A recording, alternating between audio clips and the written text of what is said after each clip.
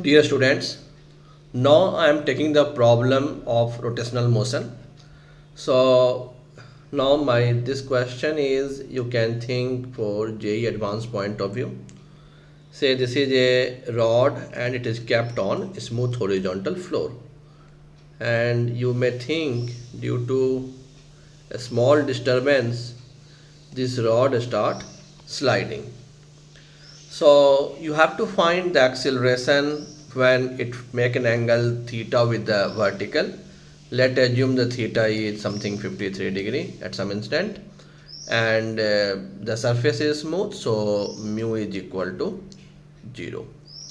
Now see what are the forces acting on this rod. That is its weight mg vertically downward and the reaction by the surface at its lowest point. Now since it is a smooth surface, there is no horizontal force acting on it, hence there will be no acceleration of center of mass. Initially the center of mass is at rest, so it will remain at rest in horizontal direction.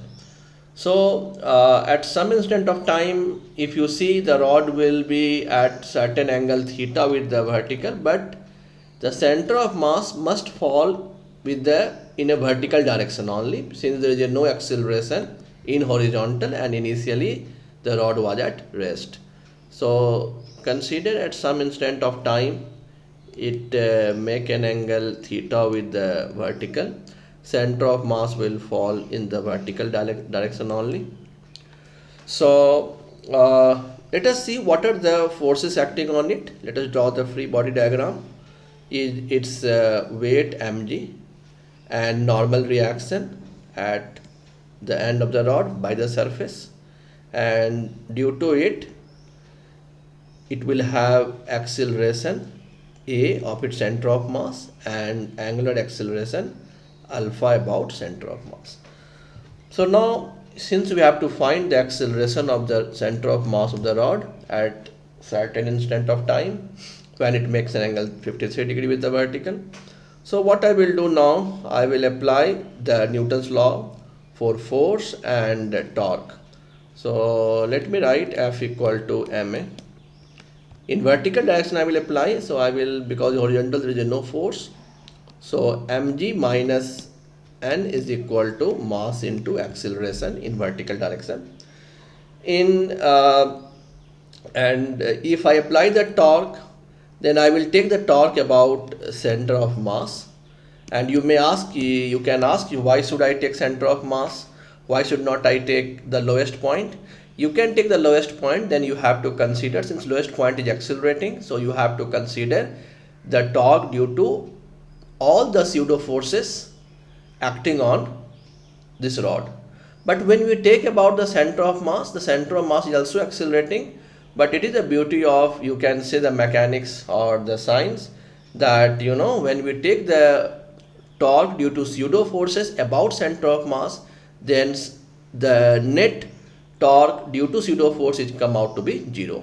So you need not to bother about the pseudo forces when you will consider the about center of mass, even the center of mass is accelerating. So that is the very useful point, and you can say how it is. You can ask me any time, I will discuss you separately. But one thing I can say, you may think that the net pseudo force effectively passing is acting on the center of mass, so the torque about it is equal to 0. Now let us say, if I write the torque equation about center of mass, so I can write, this is n and this angle is theta, so this will be L by 2, so this will be L by 2 sine theta. So I can write n into L by 2 sine theta is equal to I alpha. I for the rod about center of mass is ml square by 12 alpha. So we have now two equations, and if you see it carefully, we have three unknowns, that is a, alpha and n. So we cannot able to find the acceleration by those two equations, so we need one more equations to solve this problem.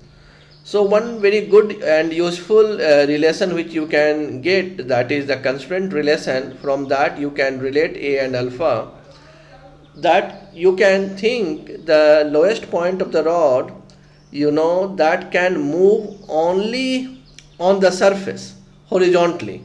So that is a constraint, it cannot move in vertical direction. So if I consider this point, lowest point, then due to translation the acceleration will be A, vertically downward, and due to rotation it will be L by 2 alpha, perpendicular to the rod, about center of mass. And this angle is theta, so its component will be L by 2 alpha sine theta. So acceleration along vertical direction, if you think, it will be 0 for the, I mean to say, the lowest point of the rod, that will be 0. So I can write A minus L by 2 alpha sine theta is equal to 0. So now A is equal to L by 2 alpha sine theta. So student, you have now 3 equations and 3 unknowns, so you can able to solve this problem. Students, if you have any doubts related to, if you are preparing for JEE Advanced, Mains, NEET or Physics Olympiads, and if you have any question related to that, you can ask me. My link is given below this video. You can directly go to my page. You can see all my lecture schedule, in the forthcoming weeks. So all, the lecture schedule, any doubts, anything related to physics for JEE Mains, Advanced, NEET or Olympiads point of view, if you have, you can discuss to me. And thank you for watching this video, and let's connect and discuss if you have any queries. Thank you, students.